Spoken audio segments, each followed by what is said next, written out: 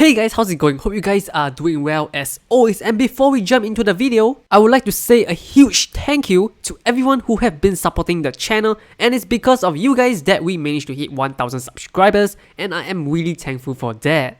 So for today's video, we will be taking a look at the 4th deck you can build in set 14, which is Angel Feather. The clan did receive a reverse unit and a really powerful grade too. Of course, Angel Feather is not an easy deck to play as it requires much more thinking compared to the other clans, but if you're looking for a challenge, maybe this deck is for you. Do keep in mind that this deck is more of a play for fun deck and not for rank. Before you decide whether if it's worth building it or not, first let's take a look at the deck list. Okay, so here's the list. Same as always, let's take a look at the main unit first, which is Ramiel Reverse. So the skill is Limit Break 4, you can lock 2 Celestia units, and 3 of your front row Celestia gain 5000 power, and your opponent will put one of their rear guards into the damage zone at random.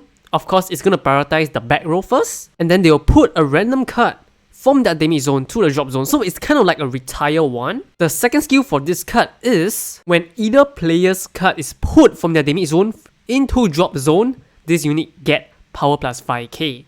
And of course, the last one is just the cross ride for the normal Ramiel. Of course, the skill is not mind-blowing as it will not get you the win the moment you activate the ability, but what I do like about the skill is you get to -1 from your opponent board every turn, and the best part is no counter blast needed for this skill. The win condition of this deck is stalling out your opponent most of the time. Other grade 3 you run is the Break Ride, which is the original Ramiel. We also run 4 copy of her and her. If you want to play 4 of this card, you can as well. Some other new cards we got is Danielle, which is the grade 2 triple rare. And to me, this card is really important, probably the most important one in the deck, as you can call her from your damage zone if another card is put into your damage zone during your turn and by paying the cost. We also run 4 Shao-K Attacker, 4 Sariel, and 1 10k Vanilla. This is also another good card as you can switch a card from your hand with a damage zone when it's on place. We do run 3 10k attackers and 2 drop draw. So most of the time you're not going to be able to use this ability unless this grade 3 is in the damage zone. But to be honest, I don't play this card to use the ability. I just want to play a full Celestia units because there's no better grade 1 Celestia other than the 10k vanilla. Not 10k vanilla, the 10k attacker and this. So the next best thing is just a 7k vanilla in my opinion. And for the starter, I did decide to go for the recyclable heal as a 5th heal trigger is always good. Also the trigger build for this deck is 9 draw for heal. I do feel like stand work as well, but because Ramiel Reverse need to lock 2 cards, most of the time you will need to have at least 4 rear guard on the field, which is why I choose to run draw. And I guess this pretty much sum up for the deck list. Again, not a competitive deck in my opinion, but if you do like Angel Feather, you should definitely give it a go. I will only have 2 games in this video as a game is estimated around 9 to 10 minutes long. First game will be against Link Joker followed by Gold Paladin. I will have the timestamp in the description for you to choose which one to watch, but I do highly recommend watching both. So without further ado, let's take a look at some gameplay. Okay, so the first game against Link Joker, one of the strongest deck right now in this game. And the most popular clan, I believe. So let's take a look at our starting hand. Pretty solid actually. I think it's a full keep, yep. Because we are only missing PGs and our Ramiel Reverse.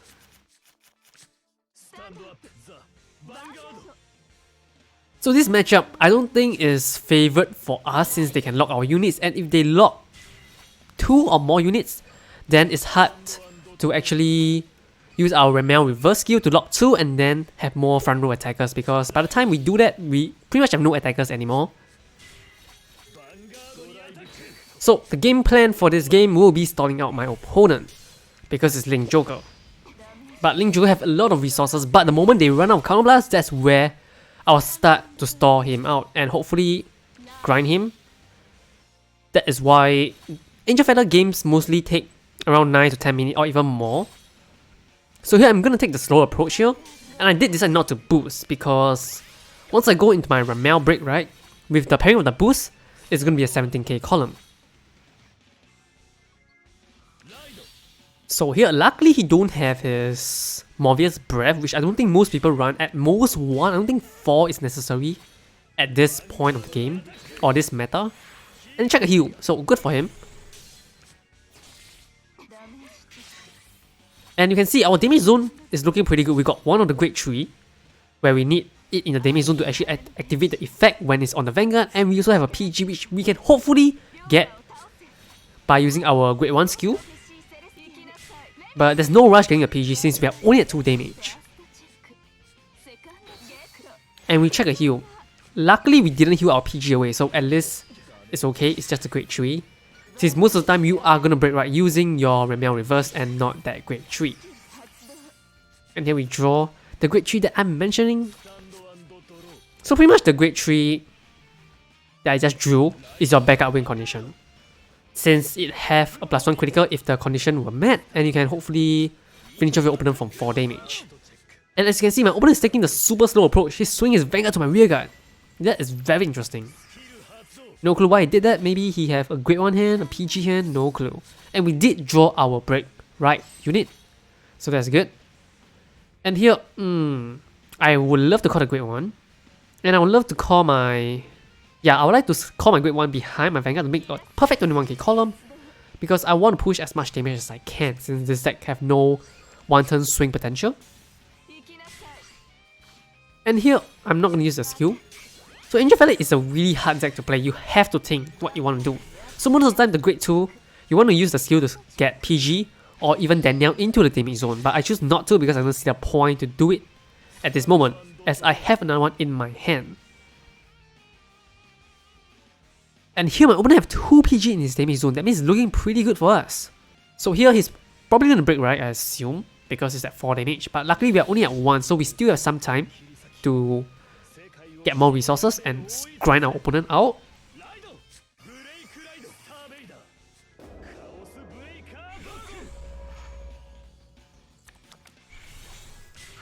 Okay, oh okay, he did run Morpheus Blood Dragon and he ran 2. So he probably run 4 or 3 copy. That is a lot. So here we might go to 4 damage, depends if we can check a trigger or not. And here he checked an RPG, that means he at most only have 1 in his hand. So that's good news. So the moment he run on Grade 2, we can start being aggressive, and we got a Danielle in the damage zone. That is huge.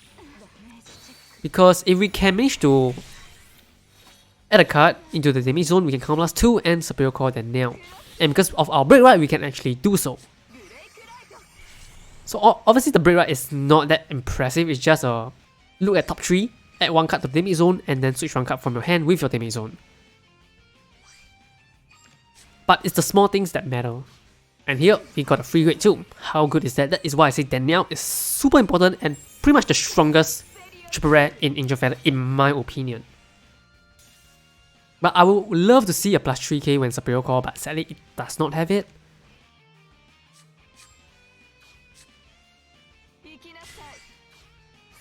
Okay, let's see what I'm going to add. Probably a PG. Either a PG or Danielle. Yeah, PG feels fine to me since I already have another Danielle in the damage zone. And here, I'm just going to use my Ramiel skill and pretty much retire one of his back row.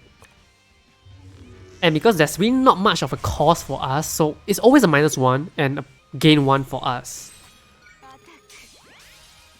Because locking 2 rear guards is something we can do easily, because we run 9 draw triggers. But if you run 9, but if you run some stand triggers, maybe you might not have the cards you need to call it to the field.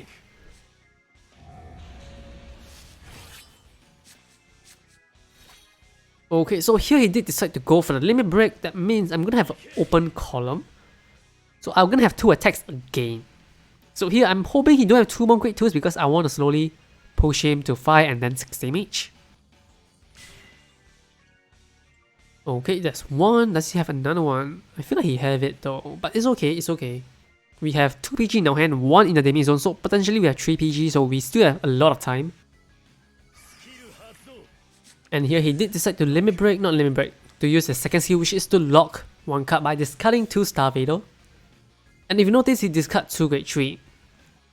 So maybe he have more Grade 3 in his hand. I'm pretty sure he have at least 1 PG. And he have 2 Grade 2. Good for him. But he did get a trigger. So I'm hoping to get a trigger here, so I only drop 1 PG. So can we get it? Oh wait. I just remember we are 13k base. That means Chaos Breaker need a trigger to hit through my Vanguard, and we got a trigger. That means we just shut down 2 of his other column. That is huge. Wow. And it's looking pretty good for us. We have still left with 3 PG. So I'm gonna switch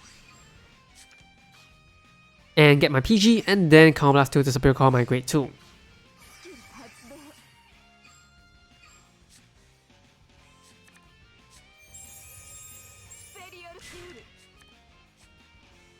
So here we are just gonna do the same thing over and over again.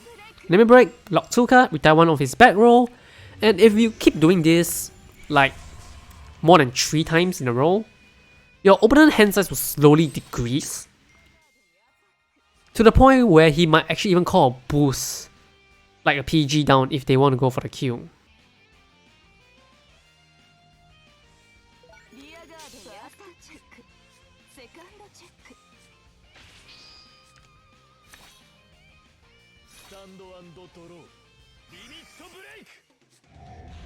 Okay, Limit Break, sure thing, but he can't lock anymore because he have no more Counter Blast.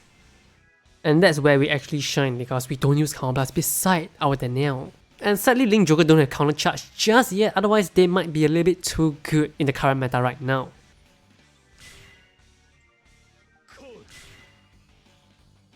Okay, he have more grade 2s. This guy have 1,000 grade 2s, Jesus Christ. Okay, it's probably gonna be his last set of grade 2s, I assume. Because his hand gotta have a grade 3 and a PG, right? But the good thing is, we can survive another turn. And hopefully close the game in 2 turns time.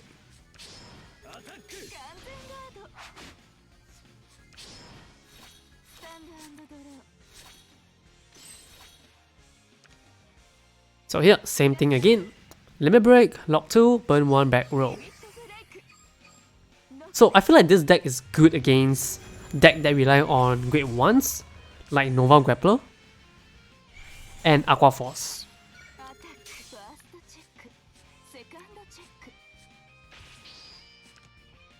So as you can see, if you play Stand Trigger, you will really take advantage of the plus 5k in your 3 front row Celestial units.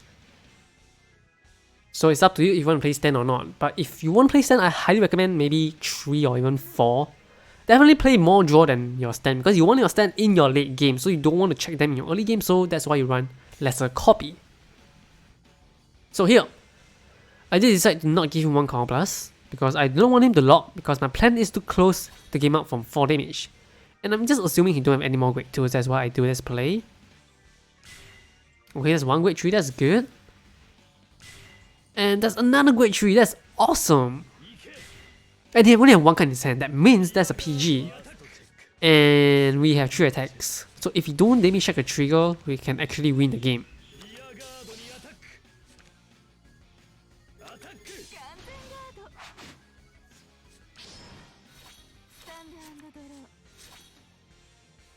So here, we're just gonna call all of our units out, because it's our final turn. We gotta win on this turn, otherwise we are screwed.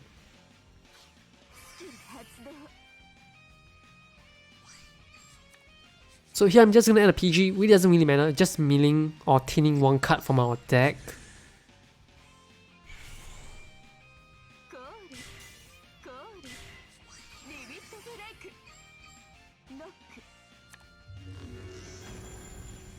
Actually, even if he get a trigger, he will still be dead. He needs a 6 shield, unless he get a draw into a PG.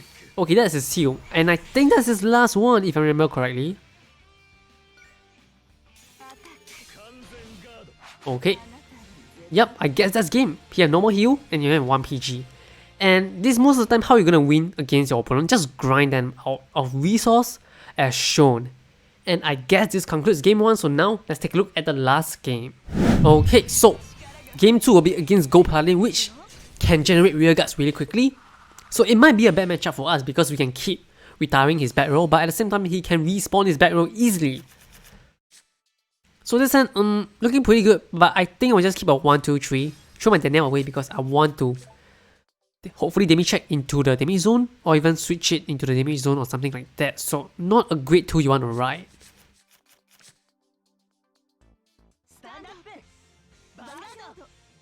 Okay, so it's gonna be a Liberator deck. No surprise there that there's no much Aether right now in this meta, although I still feel like Aether is a good archetype.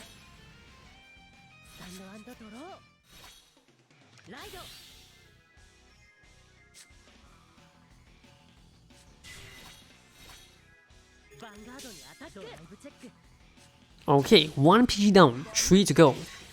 And 1 PG down for us, but actually for Injured Feather, even if the PG is in the damage zone, it's actually a plus for us.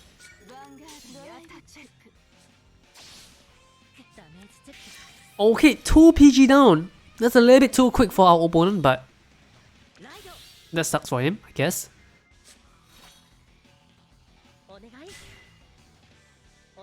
Okay, so he did decide to call his Blaster Blade, so he's not going to use his Blaster Blade skill, but because he got his Liberator Barcow, he can Superior Call 1 extra unit.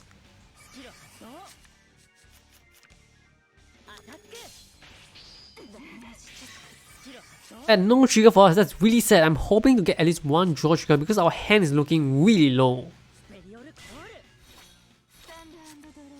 Okay, a PG that's good, but that's too much PG to be honest.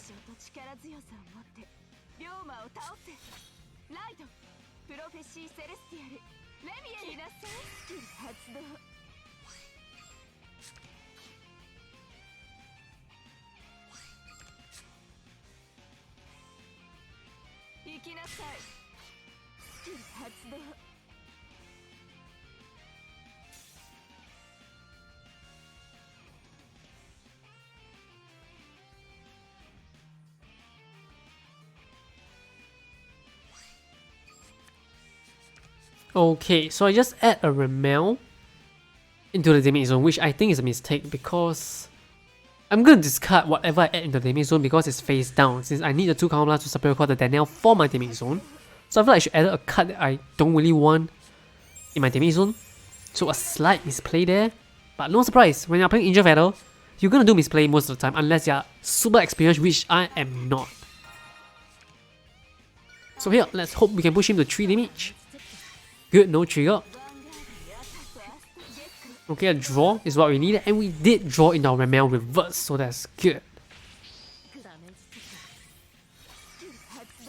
Into another one. Only need 1 because it's our heal trigger. But it's okay, since we did recycle our heal as our starter, so kind of exchange 1 for 1, so there's no plus, there's no minus there. And here he writes Gunslot, which is probably the best break right for Gold Paladin right now. And he have his Blaster Blade of course, and he's probably gonna burn my grade too. And there's a good chance he just push me to 5 damage.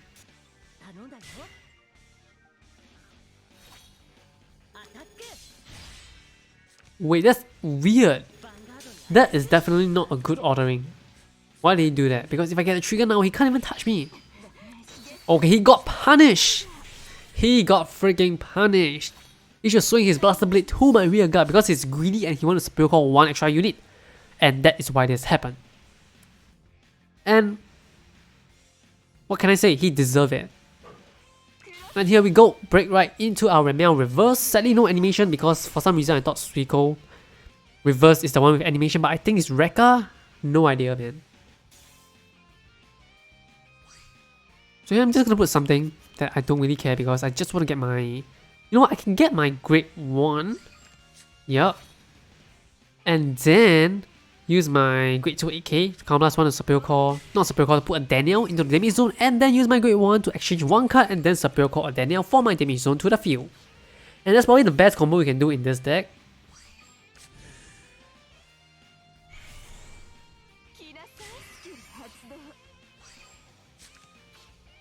And I'm gonna put the grade 3 into the damage zone because I have another copy in my hand.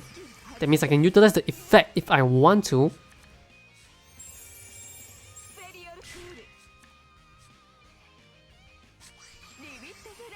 And Limit Break, of course, since it's free, right? And because you lock 2 of your back row, and of course your front row gain power, that means most of the time you don't even need booster unless you are going for the kill.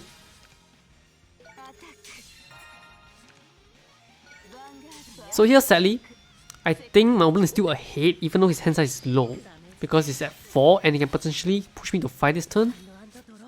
And I might not survive the next turn because I have no grade 2 in my hand. And if he managed to make me drop 1 PG here, I might lose the game.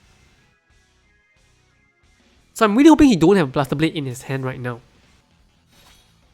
Although if he break right, he'll get a Blaster Blade. So why did he not break right? Because he have another one, of course. Oh well. But I'm a 13k base. That means his left column, the front row need to be a 11k attacker or a 12k attacker. Okay, that's a 9k. That means he need to get a trigger to hit through my Vanguard unless he have a boost behind his Vanguard. Okay, he don't. So he's relying on his trigger. So hopefully we got lucky here. Come on, no trigger please. Okay, got one. That's too bad. Hopefully we can get one as well to cancel the trigger out. No trigger. Yikes. Not looking too good. Not looking too good. As you can see, I left 2 PG, no grade 2s. That means we are dead next turn. And we didn't draw any grade 2. So our only outs here is to ride our backup win condition. Because if you have the same copy or another copy of her in the damage zone, you can gain 1 extra critical. And also you can switch 1 unit or sprinkle a unit from your damage zone to the field. That means I can call a grade 2, which is something I need to survive. So even if I don't close the game up right now, I can at least still survive another turn to hopefully close the game on our next turn. So here I'm just gonna get the 8k, I think is fine. Because I just need a grade 2. I don't need such a good grade 2 at this point. That's something as an intercept will do. And if you recall, the first turn he checked a PG, and then Demi checked a PG, so that's a good chance he don't even have another PG. And we are gonna find out really soon. And we check a heal, that is amazing. And he don't have a PG, but hopefully our heal don't backfire because if you check a heal now, that sucks and that's not a heal. Second check. And that is his third PG and that is game 2 going to us as well. And I guess this concludes the whole Angel Feather deck guide video.